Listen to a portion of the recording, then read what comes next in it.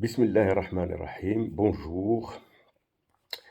Cette vidéo est destinée au public non arabophone, puisque j'ai publié une vidéo en arabe hier sur le récit de ce qu'a subi le docteur Labbas Bahi, voilà, il y a 2 mois.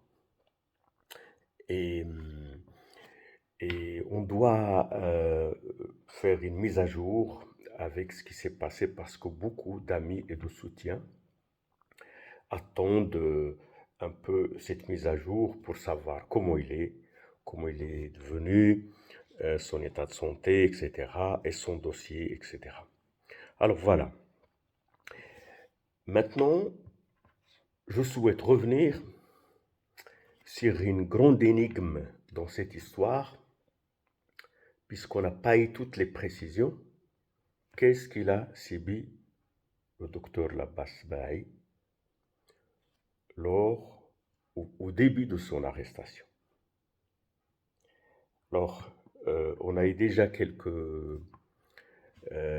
récits, quelques informations, comme quoi il a été frappé. Mais on ne savait pas euh, quel niveau ils étaient ces frappes. Est-ce qu'un gardien, 2 gardiens, est-ce que c'était quelque chose d'organisé? Voilà, maintenant on a toutes les précisions. Et c'est ça que je voulais mettre à jour. Euh, D'abord, le début de l'histoire. Pourquoi il a été arrêté? euh, Dr Labbas Bahi a soutenu les fameuses 13 tribus spoliées par le caïd de Mohammed de leurs terres sous l'Alienne. Donc ça, c'est l'origine de l'affaire. Donc lui, il a pris fait et cause pour ses habitants de la région de Mohammed, c'est des tribus. Et le caïd euh, a trouvé tout simplement une astuce à les spolier de ces terres en leur disant non, non, ces terres, on va les redistribuer, on a un nouveau plan.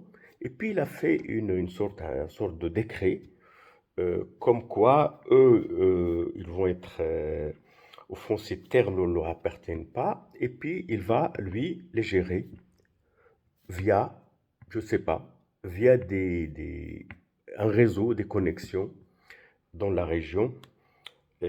Certains d'ailleurs le soupçonnent même d'être complice avec les trafiquants et tout ça. Ça, c'est l'origine de l'histoire. Et, et durant depuis l'arrestation de la Basbaï et son ami Mouhab Ben Abbou, les manifestations se sont succédées pour revendiquer au fond leurs droits et aussi revendiquer la libération de la Basbaï. Donc ça, c'était le début. Et je pense qu'on avait mis à jour toute cette histoire dès le début. Maintenant, l'énigme à éclaircir, qu'est-ce qu'il a subi le docteur Labbas-Bahi? Alors maintenant, on a toutes les précisions et c'est ça que je voulais un peu décliner dans cette vidéo. D'abord les dates. Le 19 mai, le procureur de Zagora le convoque. Outrage à magistrat, outrage à une institution, une respectable institution, etc., etc. Vous êtes passible de 2 mois de prison ferme, ou quelque chose comme ça. Je peux vous arrêter maintenant, etc., parce que vous avez... Le docteur essaye de se défendre, il dit non, mais écoutez, moi j'ai un adversaire, c'est le caïd, pourquoi vous ne l'amenez pas aussi ici pour qu'il nous explique ce qu'il a fait, parce que c'est ça l'origine de l'affaire. Ah non, non, non. Et le caïd, c'est lui qui a fait le PV en plus. Donc là, il est parti et les juges est parti. Ça, c'est le début de l'affaire. Mais le docteur Sbaï a senti que c'était déjà tout était cuisiné. On le met en prison le 19 mai. Ok? On le met dans une pièce avec donc un co-détenu, une cellule. Lui, il a décidé la grève de la faim dès son entrée en prison. Le lendemain, le 20 mai, vendredi 20 mai, à 9 heures, 3 gardiens se présentent, mais d'une manière agressive. Vous, nom, quel nom? Prénom, prénom. Levez-vous, debout. Mettez-vous comme ça, d'une manière agressive. Et puis, les insultes ont commencé. Tu fais un outrage à une institution. Alors là, il était surpris que des gardiens répètent au fond l'accusation du procureur. C'est très bizarre. Normalement, les gardiens font leur travail, voilà, ils s'occupent du prisonnier, mais ils ne vont pas répéter au prisonnier font l'accusation. Mais il s'est dit, ok, mais ils ne comprenaient pas leur demande agressive. Ils ont dit, maintenant l'indibat, ça c'est le terme qu'on a découvert maintenant dans l'arsenal des mesures dans les prisons au Maroc, en tout cas à Zagora. L'indibat, ça veut dire, tu dois obtempérer à tout ordre. Et sinon, on utilise d'autres méthodes. L'indibat, enfin, les noms sous la ceinture pleuvaient. Les trois, et tout d'un coup, paf, des gifles. Il essayait de se défendre, il le menotte derrière le dos. Et là, les gifles ont pleuvé, il est tombé par terre. Parce qu'en plus, il était en grève de la faim, il est faible, la catastrophe, il ne comprenait pas. Et son co-détenu a vu tout ça, il tremblait aussi, c'est-à-dire, il nous a dit ça après, il a dit, si on me faisait ça, moi je meurs. Et les coups ont continué, ils l'ont traîné dehors, vers un endroit plus caché, et le co-détenu entendait encore les coups, parce qu'on a eu le témoignage du co-détenu, heureusement, très précis. Là, ils l'ont amené vers l'étage. Et à l'étage, ils l'ont fait entrer dans un grand bureau, une sorte d'une salle où les gardiens se rassemblent pour recevoir leurs instructions. Puis il y avait un monsieur, donc il s'est avéré que c'est le numéro 2 de la prison, monsieur Aziz, un certain Aziz, qui a dirigé alors lui l'opération de torture. Alors, d'abord, il faut le dénuder. Première humiliation. Il faut lui enlever tous ses habits.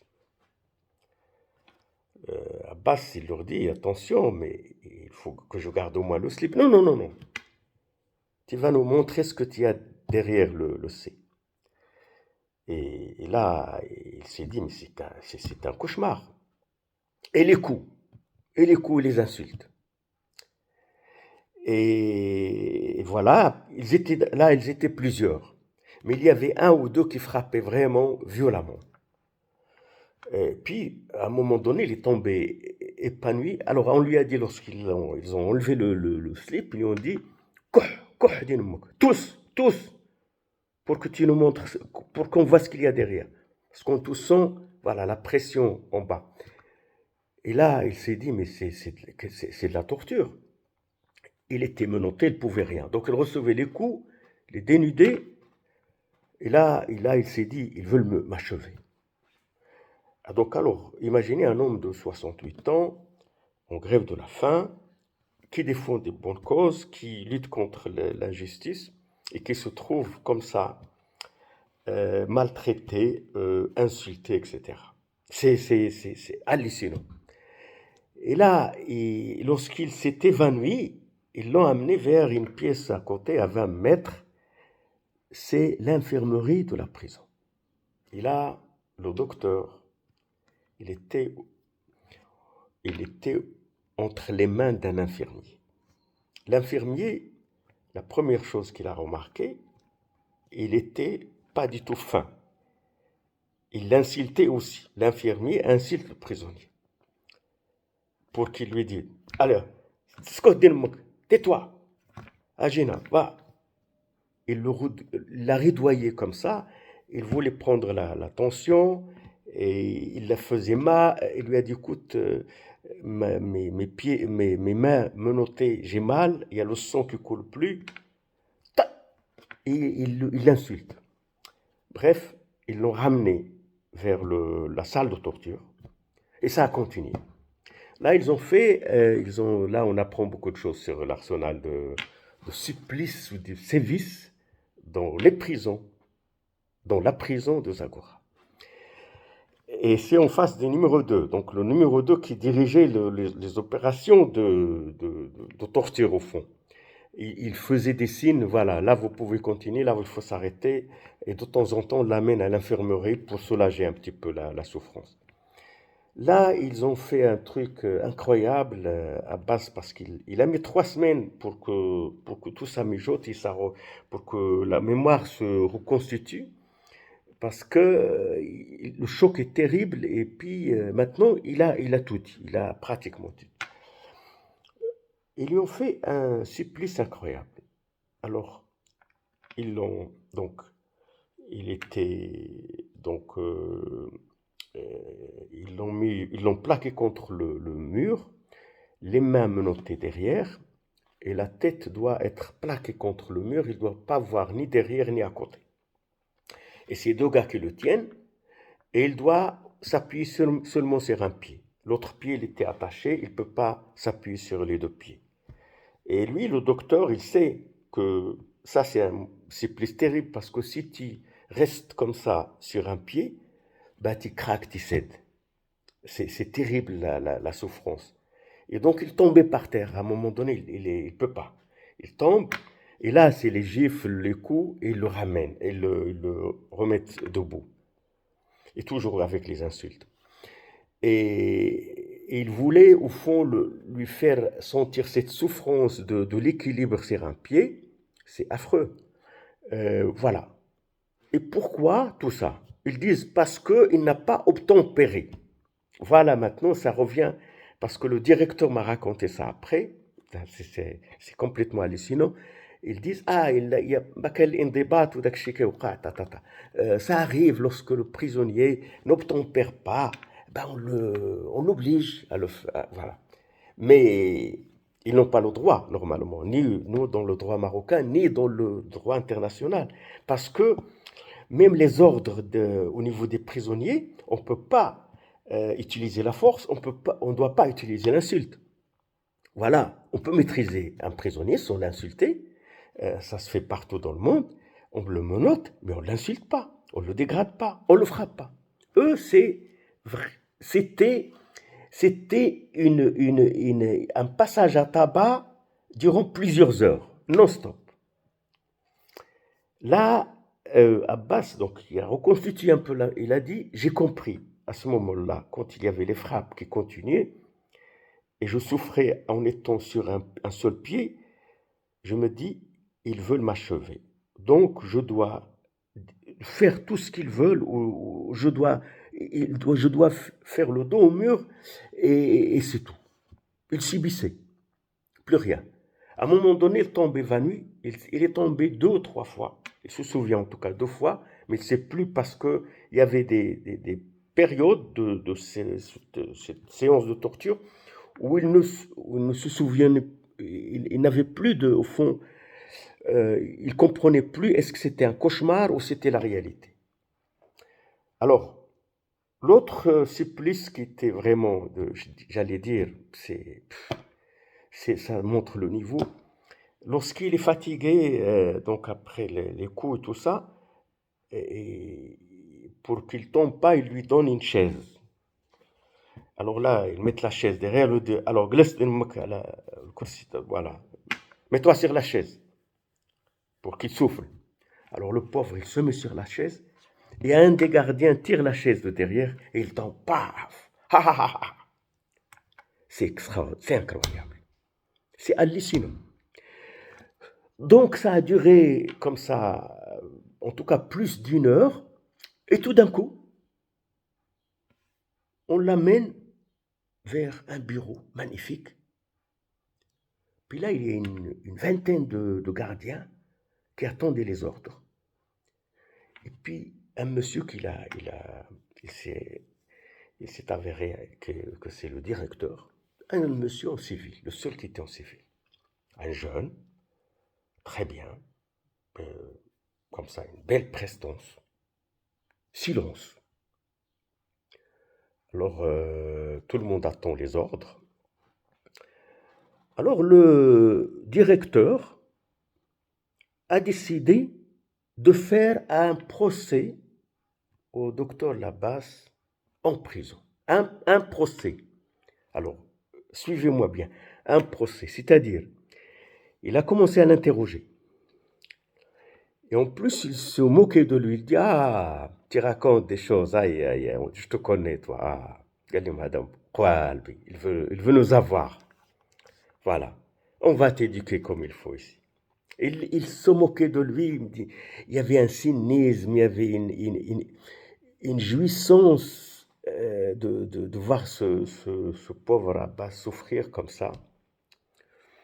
Et tout d'un coup, lui, il a compris, parce qu'Abbas, il n'arrivait plus à répondre, il ne sait plus, il lui a dit, mais là, tout à l'heure, dans tes cris, tu appelais euh, Ali. C'est qui cette personne?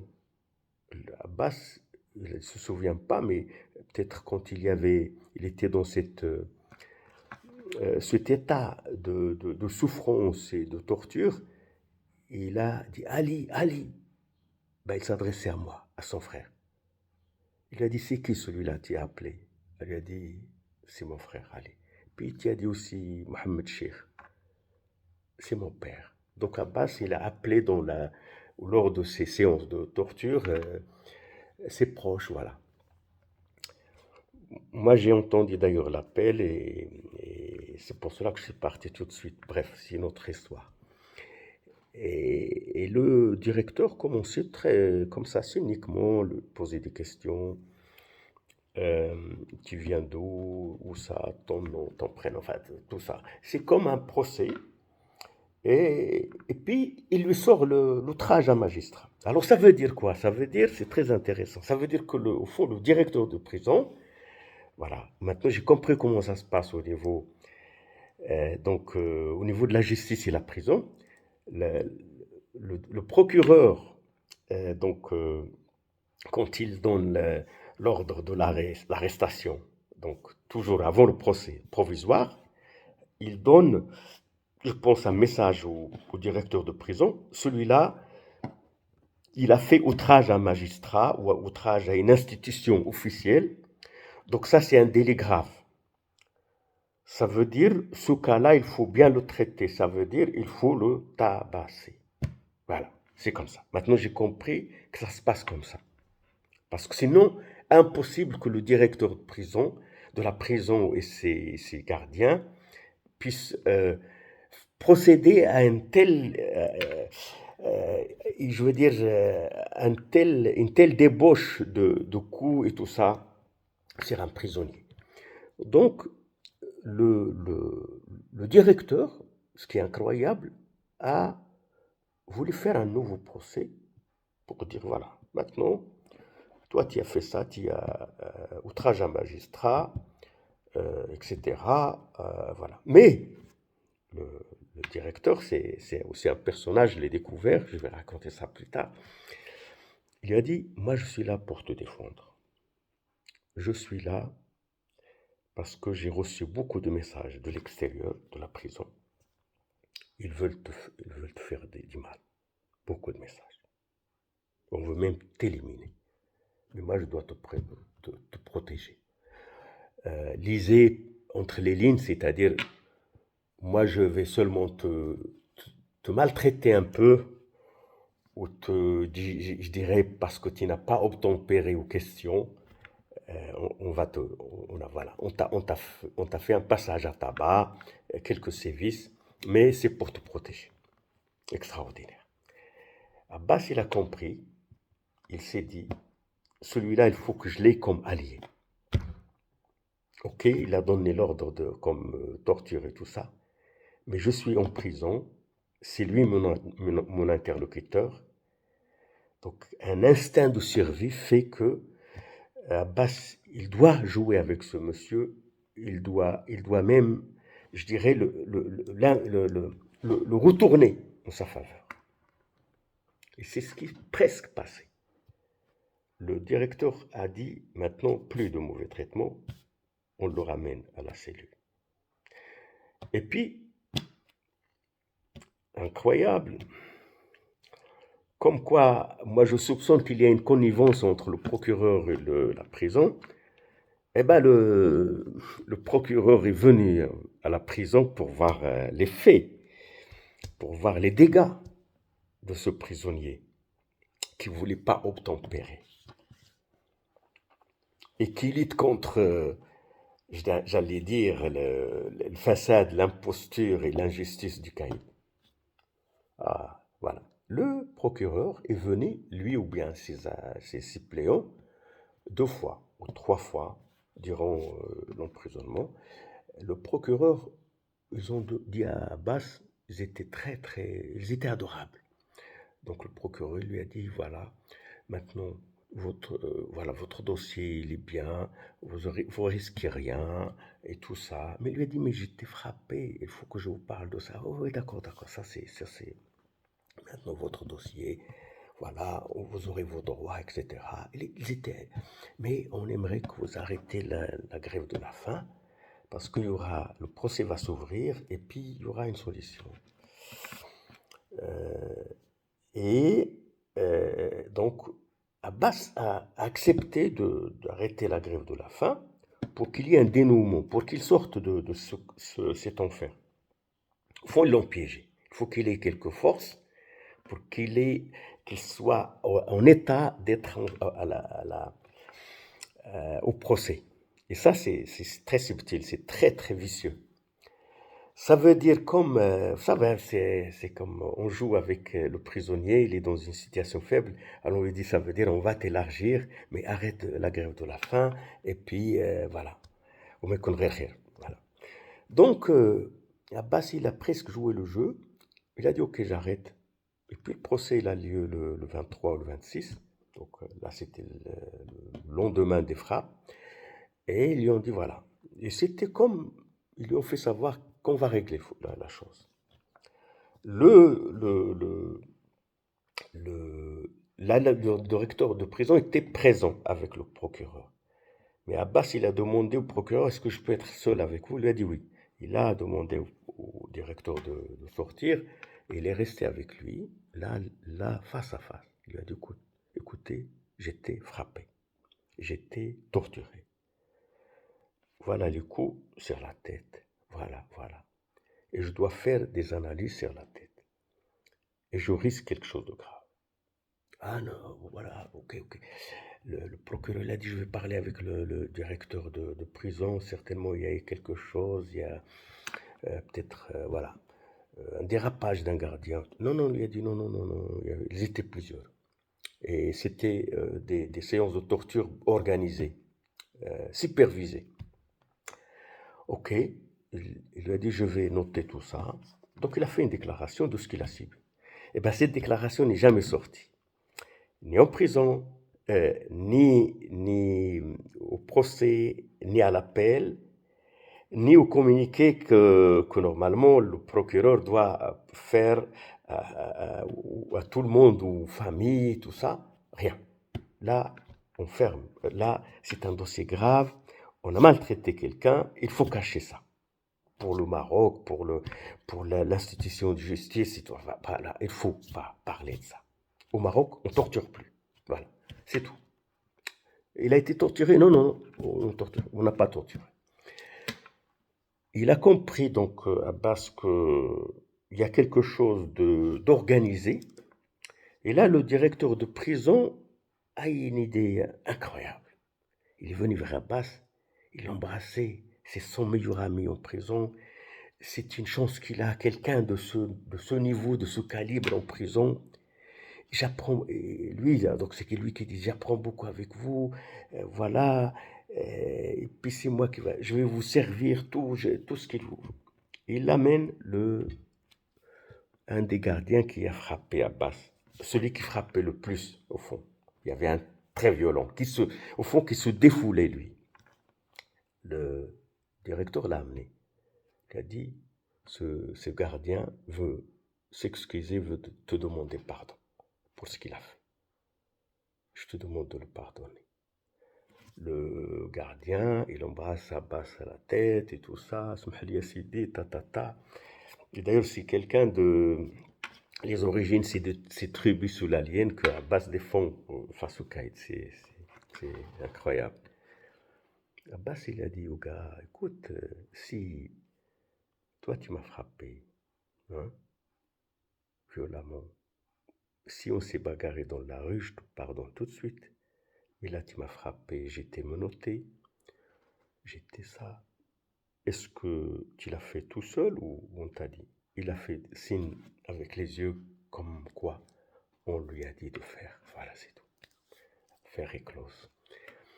Bas a compris que la chose n'était pas un dérapage, mais organisé.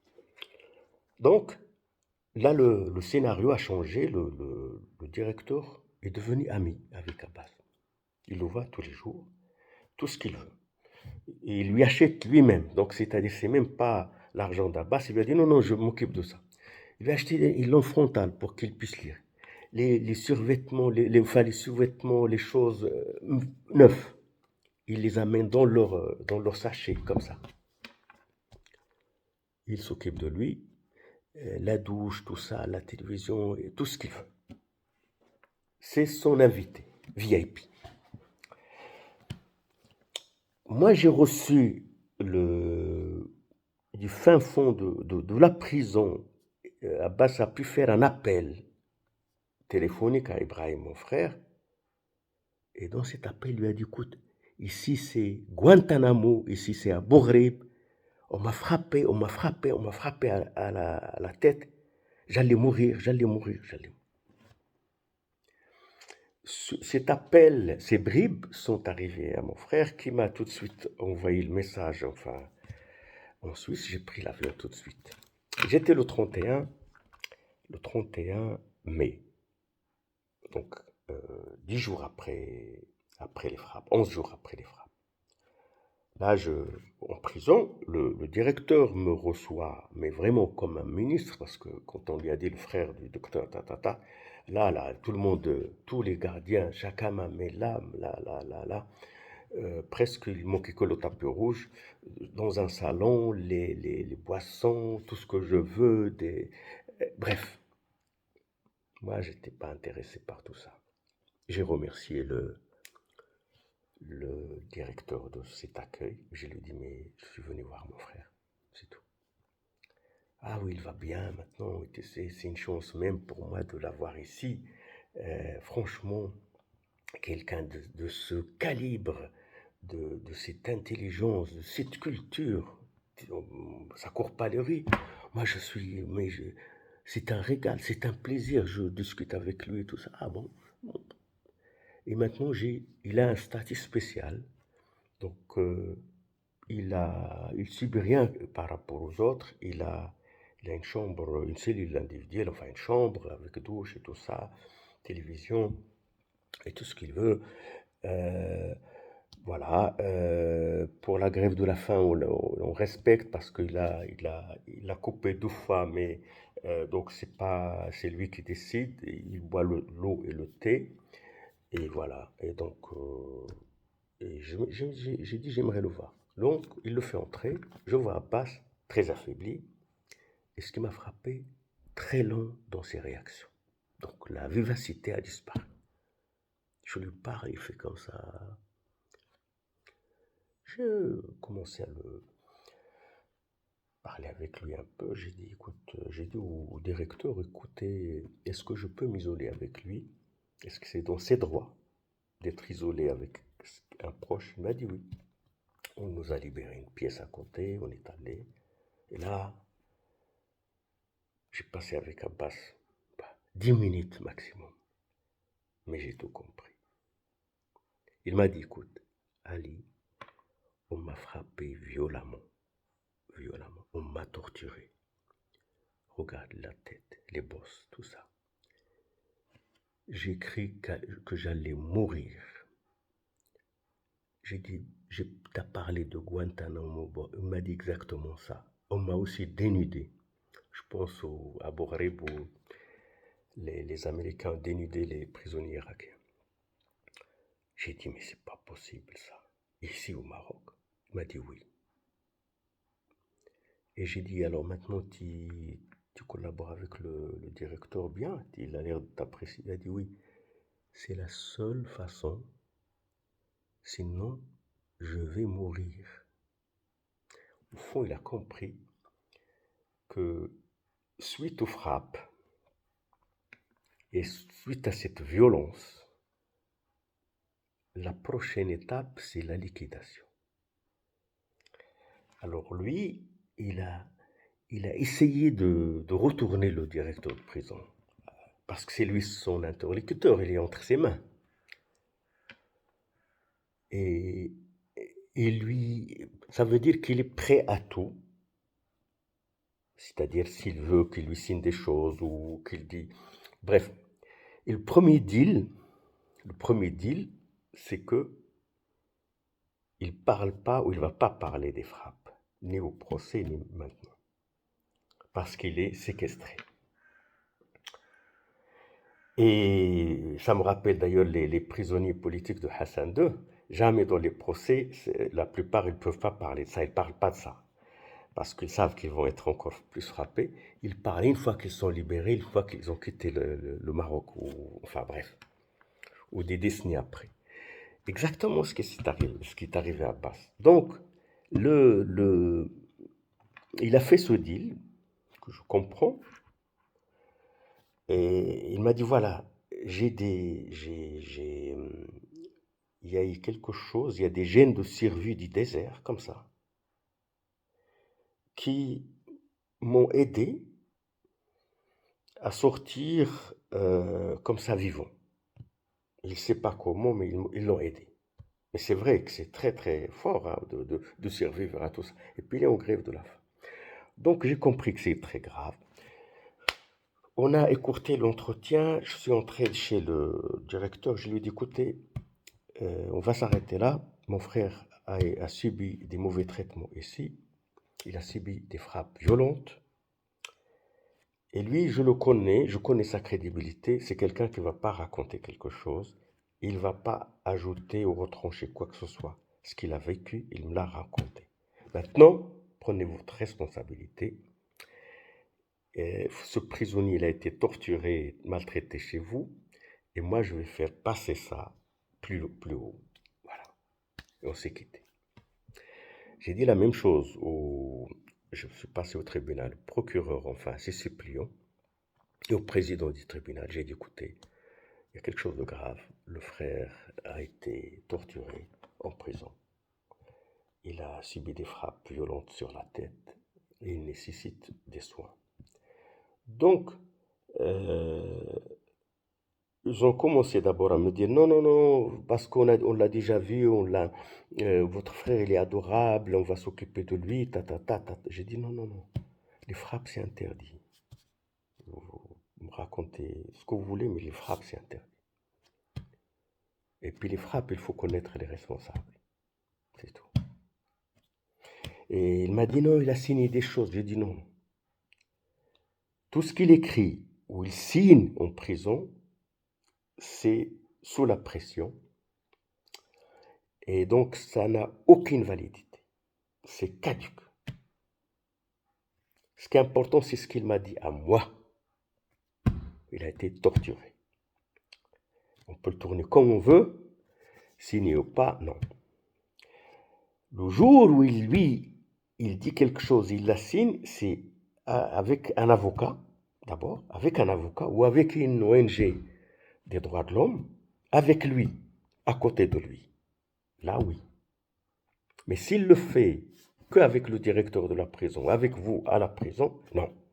C'est aucune crédibilité. Donc retirez ça. Et là, j'ai senti chez le procureur, enfin le suppléant une gêne. Il était vraiment nerveux. Il ne sait pas quoi dire. J'ai dit, ok, moi je vais faire mon travail. Voilà, j'ai quitté. Voilà. Donc, il y a eu l'appel. On est venu de nouveau à l'appel avec les enfants d'Abbas de la Suisse, et une pression internationale, bref. Le jugement de l'appel, je le résume, c'est incroyable, c'est surréaliste.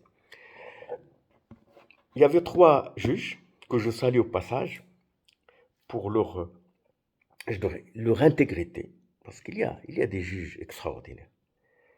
Les juges, il y avait les avocats, il y avait l'avocat du prisonnier, et puis il y avait bien sûr le procureur, enfin le suppléant du procureur. Dans le procès, c'est très simple. Le frère a commis un outrage à un magistrat, donc vis-à-vis du caïd, vis-à-vis des procureurs. Et ben l'avocat, avec des arguments extraordinaires, il a démonté tout ça. Donc les juges, on les voyait regarder, mais il a raison, l'avocat, il leur a dit, écoutez, d'abord, il n'y a pas outrage à magistrat, donc le caïd, parce que dans la loi, l'outrage doit être dans le bureau du caïd et dans l'exercice de ses fonctions, ce qui n'était pas le cas. Donc ça tombe. L'outrage au procureur, la même chose. L'outrage au procureur, ça doit être dans la séance euh, du jugement. Donc, une séance officielle. Là, il y a outrage. Et s'il lui dit quelque chose juste dans son bureau, dans l'interrogatoire préliminaire, c'est pas un outrage. Tout est tombé dans l'eau. Par contre, il leur a dit, le caïd, il doit être là comme partie du problème ou de ce conflit entre lui et la population. Pourquoi vous ne l'avez pas amené ici? Lui, c'est pas un ange. Il faut qu'il soit là.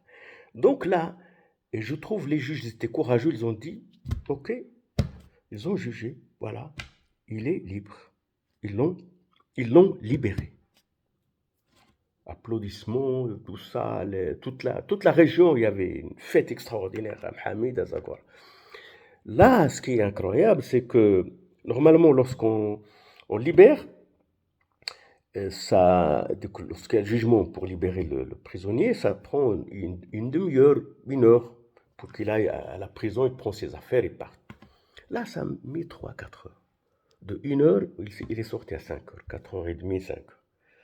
Là, on attendait devant la prison, il s'est passé quelque chose durant ces 3 heures. Parce que le directeur de la prison, il tremblait, lui. Pourquoi il était surpris qu'on l'a élargi et que s'il sort sans qu'il y ait des tractations, et s'il dit tout ce qu'il a subi, c'est grave pour le directeur de la prison. Eh ben, il risque beaucoup de choses. En tout cas, il ne risque pas une promotion. Donc, ça a traîné, on attendait devant la prison. Eh bien, il s'est passé quelque chose d'extraordinaire. Le directeur de la prison, c'est Abbas qui nous a dit ça après, il est venu vers lui, avec les papiers blanches pour écrire, les stylos et tout ça. Écoute, avant de sortir, eh ben, il était encore en prison, donc ça veut dire qu'on peut toujours le retenir. Il faut que tu écrives une lettre à notre directeur, M. Tamk. Il a suivi l'affaire et il était très très inquiet pour vous, il l'appelait tous les jours, et il était vraiment, je veux dire, empathique, ça l'a touché votre histoire. Maintenant, faites un geste, s'il vous plaît, écrivez cette lettre. Abbas lui a dit, écoute, tout ce que tu veux que j'écrive une lettre? Dis-moi ce que tu veux que je dise. Non, il faut que tu parles de tout ce qu'on fait de bien ici. Il y a aussi le personnel, il faut qu'il soit remercié, enfin les tortionnaires aussi, donc, enfin, entre guillemets, et que voilà, il faut que Ben, Abbas, il s'est dit dans sa tête, il veut que je décris que c'est le Club Med, cette prison, bah, ouais, je vais le faire. Ah oui, voilà, voilà, voilà. C'est un modèle, cette prison. C'était, alors là, c'est vraiment un Club Med, la lettre, elle est incroyable. Abbas l'a fait, voilà.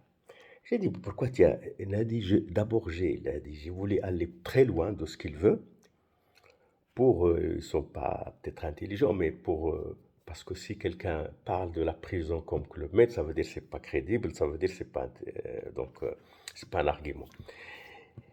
Mais il a dit, non, parce que si je fais pas cette lettre, vous savez, c'est en prison, on peut toujours dire, non, non, non, on peut pas le laisser, il y avait une autre histoire, ou bien on a reçu une autre histoire, il faut le garder quand même. Donc il s'est dit, quand même, je suis encore en prison, je écris tout ce qu'il veut. Et bien il a écrit cette lettre. Lui, il sait ce qu'il a vécu, et il va le dire après, mais avant de quitter, là, il a écrit cette lettre. Et cette fois-ci, une lettre manuscrite. Voilà. Eh bien, Monsieur Tamk, je m'adresse à vous, le directeur des prisons du Maroc. Cette lettre, elle est caduque, Monsieur Tamk. Ne l'utilisez pas comme quoi, parce qu'il n'a pas parlé des mauvais traitements et puis il a fait l'éloge de votre prison et tout ça. Non, Monsieur Tamk. Cette lettre, elle était sous l'influence, تحت الإكراه, comme on dit. Il n'a aucune valeur, ni morale, ni juridique. Euh, d'abord, D'abord, vous savez, ou peut-être vous ne savez pas, mais vous pouvez demander à vos collaborateurs dans cette prison que Dr Labasse a été maltraité durant 3 heures. Il a failli mourir. Il a parlé de Guantanamo et Bourreib, c'est des termes très forts. Et je ne souhaite pas qu'on ait ces choses dans mon pays. Je salue le rôle des juges. Dans cette histoire, ils ont eu le courage de l'acquitter, finalement. Je soupçonne, mais j'accuse personne, que ce qu'il a subi a été coordonné, en tout cas, entre le directeur de la prison et le procureur général, le procureur de Zagora. Il y a une coordination, parce que l'un ne peut pas faire quelque chose sans l'autre. Mais ça, je laisse, c'est l'enquête qui va avancer. Maintenant, pour clore cette vidéo, moi je parle au nom d'un comité de soutien au docteur Labasse Baye. C'est un comité de soutien international, dont aussi plusieurs ONG au Maroc. Le Osba al-Wataniya, ou Jamiyat Houquq al-Insan, l'AMDH, qui ont donc soutenu, parrainé l'histoire de Dr Labasse. Le soutien international, il regroupe des personnalités et des gens dans le monde entier, aux États-Unis, en Europe et partout. Vis-à-vis de ces gens, on doit leur donner aussi la vérité. Donc cette vidéo, elle est destinée aussi à ces gens. Il y a des soutiens des États-Unis et qui m'ont demandé aussi, ils veulent aussi saisir le secrétariat d'État aux États-Unis parce que il y a une cellule qui observe, notamment qui est chargée d'observer les problèmes liés aux droits de l'homme dans l'Afrique du Nord et le Moyen-Orient. Il va aussi recevoir ce document et tout ce récit. Donc, et puis, le Parlement européen va être saisi, le Conseil national des droits de l'homme à Genève va être saisi, le gouvernement suisse, avec l'ambassadeur qui a suivi l'affaire et qui a aussi c'est beaucoup inquiété, ils vont recevoir aussi un récit. Donc, tous ces acteurs et d'autres. Par contre, on n'est pas responsable s'il y a des sites ou des gens qui reprennent ça et le site, ça, c'est pas notre problème. Nous, on a parlé des faits, la vérité, et on a dit vraiment ce qui s'est passé. Il y a un témoin important qu'il faut aussi protéger, c'est le co-détenu, qui a dit, voilà ce que j'ai vu devant mes yeux. Donc la première séance de torture, c'est devant ses yeux. Et après, il est parti, il l'a amené, il est revenu dans un état lamentable. Et là, il m'a dit, c'est Abbas qui lui a raconté. Donc, tout se recoupe, tout ça est connu maintenant. Et puis, je veux dire, il va être transmis. Pourquoi? Parce que, d'abord, moi, je me bats pour mon pays. Je veux pas, je souhaite qu'il y ait jamais ces choses-là dans mon pays pour l'avenir. Je sais que à tous les niveaux au Maroc, il y a des bonnes, je dirais des bonnes consciences qui veulent éviter ces choses, ces dérapages. Donc c'est à ceux-là que je m'adresse. Et, et aussi de jeter la lumière sur ce qui s'est passé à Mohamed, qui a entraîné cette arrestation et ces dérapages, c'est-à-dire un caïd facile.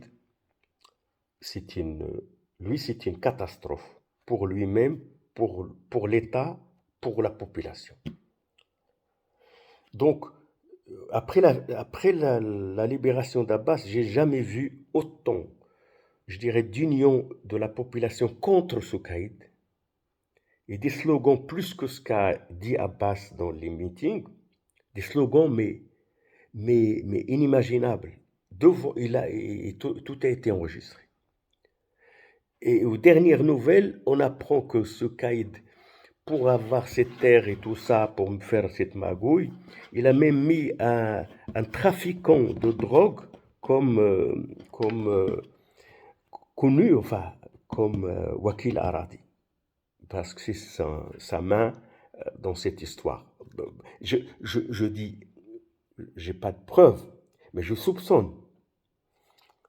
Mais ce que disent les gens, moi je dis seulement, il faut ouvrir les yeux pour l'État. Quelles sont ses fréquentations de ce caïd? Quels sont ce qu'il fait? C'est une catastrophe. Dernière chose, c'est que Abbas,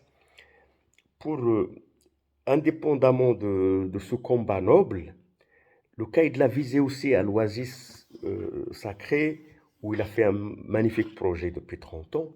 Et le caïd a envoyé des gens autour d'Abbas pour qu'ils le harcèlent tout le temps. C'est des gens, c'est des marginaux qui sont dans la drogue et tout ça. Il leur a dit, je vous donne l'autorisation, allez-y autour de lui, et vous l'insultez et tout ça. Et ça devient même quelqu'un de, je dirais, c'est presque quelqu'un, un acteur du crime organisé. C'est grave ça, c'est très très grave. Et bien c'est lui, voilà, qui a la responsabilité de gérer Mohamed. Grave quand même, grave. Il faut ouvrir les yeux.